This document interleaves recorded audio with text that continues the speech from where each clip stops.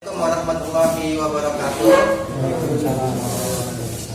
Selamat pagi dan salam sejahtera bagi kita semua. Di sini saya berdiri dalam sebuah acara, sebuah kegiatan di SMP Negeri 1 Nangamahap, Kabupaten Sekado, Kalimantan Barat, yaitu kegiatan pengimbasan program guru belajar AKM, yang mana nanti secara umum akan membahas tentang asesmen nasional, dan nanti secara lebih detailnya itu akan membahas tentang AKM, ya, asesmen kompetisi minimum. Jadi di sini Bapak Ibu kita belajar dulu tentang latar belakangnya dulu, ya. Ada suatu program di dunia kita ini, namanya itu adalah PISA. PISA itu adalah singkatan dari Program for International Student Assessment, di mana PISA itu mengukur tingkat kemampuan siswa di seluruh dunia yang berumur sekitar 15 tahun, yang mana tesnya itu meliputi literasi dan numerasi namanya. Nah, di sini ternyata dari beberapa tahun bahwa Indonesia itu telah berkontribusi, ya, ikut dari tahun 2001 sampai ke sekarang. Dari 77 negara yang ikut PISA, Indonesia itu dapat ranking 5 dari bawah. Nah, di sini itu membuktikan bahwa kompetisi siswa kita di mata dunia itu, ya, cukup memprihatinkan. Maka di sini Mendikbud telah membuat terobosan bahwa mulai dari tahun 2021, yaitu sekarang, akan ada yang dinamakan dengan asesmen nasional. Nah, tanpa kita lebih banyak berbicara tentang sejarah PISA dan lain-lain, kita coba menyimak apa yang dikatakan tentang Pak Menteri Pendidikan kita di video yang akan saya tampilkan sebentar lagi.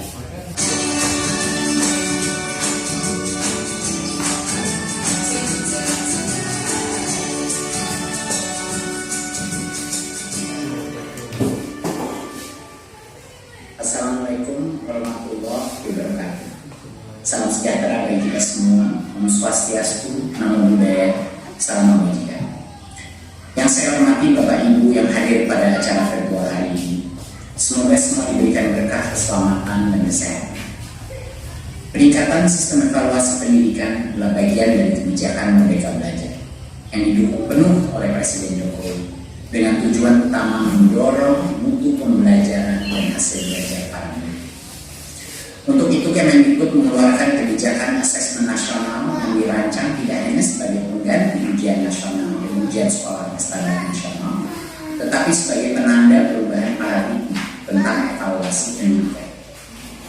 Perubahan mendasar asesmen nasional adalah tidak lagi mengevaluasi capaian secara individu, akan tetapi mengevaluasi dan memetakan sistem pendidikan berupa input, proses, dan hasil.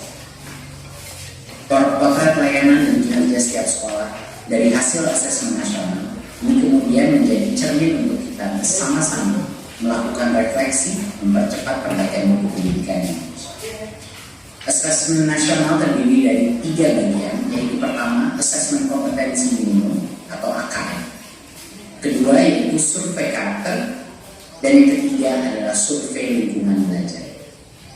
Asesmen kompetensi minimum atau AKM dirancang untuk mengukur capaian murid dari hasil belajar kognitif, yaitu literasi dan numerasi. Kedua aspek kompetensi minimum ini menjadi syarat bagi murid untuk berkontribusi di dalam masyarakat, terlepas dari bidang kerja dan karir yang ingin mereka tekuni di masa depan. Fokus kepada kemampuan literasi dan numerasi tidak kemudian mengecilkan arti penting mata pelajaran, karena justru membantu murid mempelajari bidang ilmu lain, terutama untuk berpikir dan mencerna informasi dalam bentuk tertulis dan dalam bentuk angka atau secara Jadi kemampuan literasi dan numerasi adalah kemampuan yang akan berdampak kepada semua mata pelajaran yang diajarkan dan dipelajari oleh murid. Bagian kedua adalah dari asesmen nasional adalah survei karakter yang dirancang untuk mengukur pencapaian murid dari hasil data sosial emosional berupa pilar karakter untuk mencetak profil pelajaran dengan 6 indikator utama, yaitu beriman dan bertakwa kepada Tuhan Yang Maha Esa serta kemudian 2. Kebinekaan global, 3. Kemandirian, 4. Gotong royong, 5. Bernalar kritis, dan yang ke-6 kreativitas. Bagian ketiga dari asesmen nasional adalah survei lingkungan baru untuk mengevaluasi dan menyatakan aspek pendukung kualitas pembelajaran di lingkungan sekolah. Asesmen nasional pada tahun 2021 dilakukan sebagai pemetaan dasar baseline dari kualitas pendidikan yang ada, sehingga tidak ada konsekuensi bagi sekolah maupun murid. Kemendikbud juga akan membantu sekolah dan dinas pendidikan dengan cara menyediakan laporan hasil asesmen yang menjelaskan profil, kekuatan, dan area perbaikan di tiap sekolah. Sehingga sangat penting dipahami terutama oleh guru, kepala sekolah, murid, dan orang tua bahwa asesmen nasional untuk 2021 tidak memerlukan persiapan khusus maupun tambahan yang justru akan menjadi beban psikologis tersendiri. Tidak usah cemas, tidak perlu bimbel khusus untuk asesmen nasional. Untuk itu, mari kita semua bersama-sama mendukung pelaksanaan asesmen nasional mulai tahun 2021 sebagai bagian dari reformasi pendidikan Indonesia. Terima kasih dan salam merdeka. Oke, baik, terima kasih Bapak Ibu yang sudah menyaksikan sedikit sambutan dari Menteri Pendidikan kita terkait dengan asesmen nasional. Maka di sini Bapak Ibu kita sedikit menarik beberapa poin dari ucapan beliau tadi bahwa asesmen nasional ini katanya adalah tidak hanya pengganti ujian nasional, tetapi juga itu merupakan suatu instrumen penilaian yang tidak hanya berpusat pada kompetisi siswa itu sendiri, tetapi juga sebagai suatu sistem pendidikan di sekolah kita. Nah, makanya itu nanti muncul bahwa di dalam asesmen nasional nanti itu ada 3 penilaian yang akan dilakukan oleh kementerian. Nah, kembali ke asesmen nasional, tadi saya mengatakan bahwa tidak hanya kompetisi siswa secara individu yang dinilai oleh Kementerian Pendidikan kita, tetapi juga tadi ada 2 tadi, yang mana 2 itu melibatkan guru dan satunya itu melibatkan siswa. Dan gurunya itu tentang lingkungan belajar. Jadi di sini Bapak Ibu, saya sedikit menjelaskan bahwa asesmen nasional itu tidak hanya diikuti oleh siswa saja atau pelajar saja, tetapi juga diikuti oleh guru. Karena itu ada pada penilaian asesmen tentang lingkungan belajar. Latar belakang dari asesmen nasional itu adalah karena kemarin kita itu ikut tes PISA, ternyata kita dapat ranking yang cukup memprihatinkan. Jadi di sini Kementerian Pendidikan kita itu menggodok semacam kebijakan baru, yang mana bagaimana cara supaya Indonesia ini mampu meningkatkan kompetisi siswa, yang mana itu kalau terukur lewat PISA nanti bisa menaikkan ranking kita itu secara tertulisnya. Tetapi fungsi yang sebenarnya itu jauh lebih luas dari itu. Nah, di sini Bapak Ibu kita lihat dari bagian paling bawah sendiri bahwa inilah yang ingin dicapai oleh kita, khususnya SMP kita, kompetensi siswa. Nah, kompetisi yang diukur, yang diharapkan itu meliputi cakapan hidup abad ke-21 dengan profil belajar Pancasila. Nah, ini kan barang baru kita dengarnya ini. Maka di sini nanti 2 ini akan sedikit saya jelaskan, yang mana nanti akan terukur melalui asesmen nasional berupa ini dan ini. Nah, tadi kita sedikit menjelaskan tentang ini, lalu kita masuk pada bagian yang ini. Nah, kecakapan hidup abad ke-21 yang dimaksudkan oleh Kemendikbud kita itu adalah pertama, siswa kita cakap dalam belajar dan berinovasi. Jadi ini yang diharapkan beliau. Lalu kecakapan kedua adalah pelajar kita itu cakap menggunakan teknologi TIK.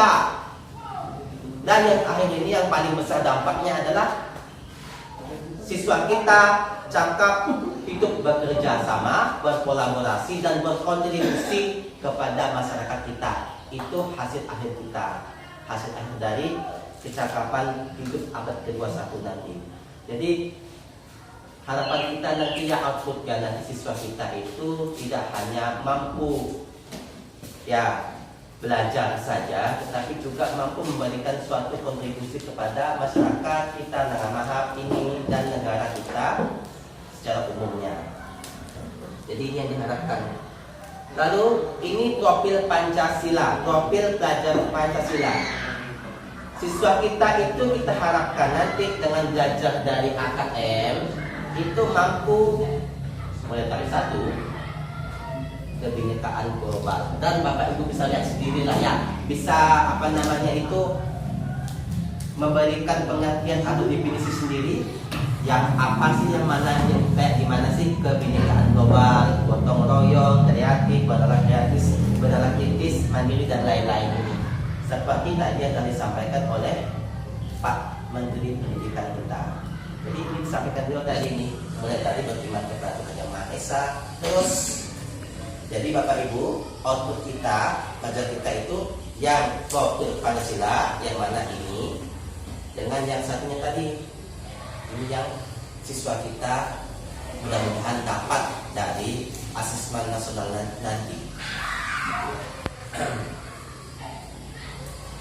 Oke Bapak Ibu, di sini tadi ada 3 tuh ya. Asesmen nasional itu meliputi 3 yang diuji, yang dinilai atau yang dievaluasi. Nah, kita yang tadi yang lebih fokus itu tentang asesmen kompetisi minimum, yang mana tadi telah disampaikan sedikit oleh kepala sekolah kita, meliputi kompetisi mendasar literasi atau membaca dan numerasi atau berhitung. Tapi Bapak Ibu, berhitung atau membaca tidak hanya sekedar membaca, tetapi ada sedikit lebih dalam dari itu. Lalu ada survei karakter, yang mana nanti survei ini akan mengevaluasi bagaimana sikap, nilai, keyakinan, misalkan sedikit ya bisa.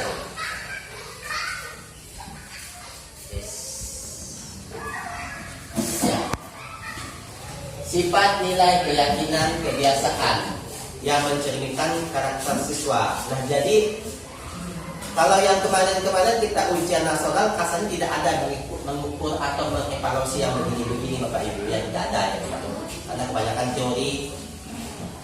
Jadi ini kelebihan, salah satu kelebihan dari asesmen nasional. Lalu survei lingkungan belajar. Nah, ini akan mengevaluasi kita, guru, prasarana, sarana dan lain-lain yang mana nanti itu terlibat langsung dalam proses pembelajaran kita. Jadi bedanya dari UN dan AN ini adalah nanti yang dinilai itu, saya ulangi lagi, tidak hanya kompetisi siswa secara pribadi, tetapi secara sistem pendidikan. Dengan kata lain, SMP kita ini akan dinilai. Nah, sedikit saya nyambung dari ucapan Pak Menteri kita, bahwa betul kata beliau bahwa AN maksud saya tidak memiliki persiapan khusus. Tadi yang masalah ada 2, listrik, sinyal dari sini. Tetapi tidak ada persiapan khusus harus ngapain. Tidak ada persiapan khusus. Kemudian satu hal lagi, ya, kita tidak perlu ibaratnya itu gencar menggunakan berbagai macam sumber belajar itu dengan harapan kita bahwa AN kita itu tinggi dan lain-lain. Karena sesungguhnya Bapak Ibu, hasil dari AN itu lebih besar dari sekedar nilai tinggi. Jadi bagaimana sih Pak? Nanti kita bahas yang itu ya. Yang jelas nanti kita AN itu ada 3 yang kita kerjakan. Ini dia.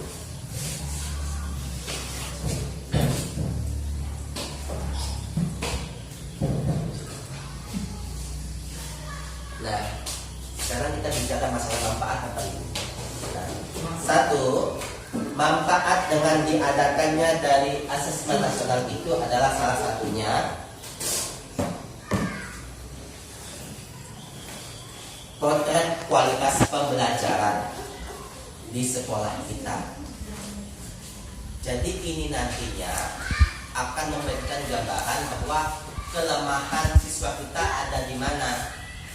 Berbeda dengan ujian nasional yang pada waktu itu kita laksanakan di kelas 9, kita mau memperbaiki nilai mereka itu tidak bisa lagi karena sudah lulus. Jadi anak yang kita asesmen itu tidak bisa lagi kita lakukan perbaikan cara belajar, misalnya tidak bisa lagi seperti itu karena sudah tidak ada lagi sekolah kita. Itu sebabnya pemerintah itu ngasih yang mengikuti AS itu adalah yang kelas 8 supaya nanti dengan potret kualitas pembelajaran kita, siswa yang sama dapat perlakuan yang lebih baik dalam kegiatan belajar mereka. Misalnya, Bapak Ibu ya, kalau misalnya kita itu kemarin hanya menjelaskan, kemudian membuatkan tugas, membuat latihan, lalu mengasih rencana, mungkin dengan adanya AS nanti itu akan muncul suatu opsi baru atau pilihan baru bagi kita sebagai guru. Oh, kita ini mau menambahkan ada yang ini harusnya supaya nanti itu kompetisi siswa secara pribadi itu naik juga. Jadi harapan pemerintah seperti itu. Nah, ini dilihat dari potret kualitas pembelajaran kita. Lalu masih balik ke sini, nah masih berhubungan dengan umpan balik dengan di sini potret kualitas pendidikan. Jadi dengan keluarnya nanti hasil AN kita, bahwa ini akan menjadi umpan balik bagi kita sebagai sekolah, sebagai suatu sistem pendidikan di Nana Mahak ini, apa yang perlu kita perbaiki dari kualitas pembelajaran kita di sini ini. Jadi muncul seperti ini akan muncul opsi baru atau pilihan baru. Lalu tindak lanjut dari ini akan memunculkan program atau dasar penyusunan program baru. Jadi kita nanti membuat semacam dari menilai yang 2 ini muncul nanti program yang baik yang kita lakukan untuk peserta didik kita. Nah, sekarang saya sedikit menyinggung ada yang namanya istilah seperti ini. Learning by the forex level. Apa bahasa Inggrisnya ini? Belajar dengan level yang sesuai. Maksudnya begini. Jadi kita ini tidak mengetahui secara persis level pemahaman anak itu di mana sebenarnya. Mungkin kita menganggap bahwa siswa ini mampunya B. Ternyata setelah di AN-kan, di asesmen nasional kan, anak ini ternyata dia levelnya itu masih C. Sehingga kita itu tidak bisa lagi menggunakan pembelajaran yang biasa kita gunakan untuk siswa level A. Jadi itu yang dimaksudkan dengan belajar dengan level yang sesuai. Jadi kita itu akan membuat semacam program apa sih yang kita bisa lakukan untuk siswa dengan level pemahaman seperti ini. Itu salah satu dari ciri dari dasar ini.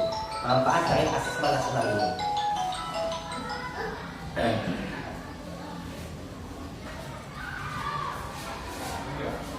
Baik, Bapak Ibu. Nah, sekarang kita masuk kepada AKM yang mana ini lebih rinci ya. Untuk survei karakter dan survei lingkungan belajar kita tinggalkan dulu karena ini nanti akan lain beda lagi. Yang lebih intinya adalah mari Bapak Ibu kita lihat apa sih yang dinilai dalam asesmen literasi dan asesmen numerasi. Jadi yang matematika dan bahasa Indonesia pasti ini bisa melihat secara langsung. Jadi 1, 2, 3, dan 4 ini disebut dengan level kognitif atau level tingkat pengetahuan dari anak tadi. Dari yang paling rendah itu hanya memahami, sehingga yang paling tinggi itu merefleksi.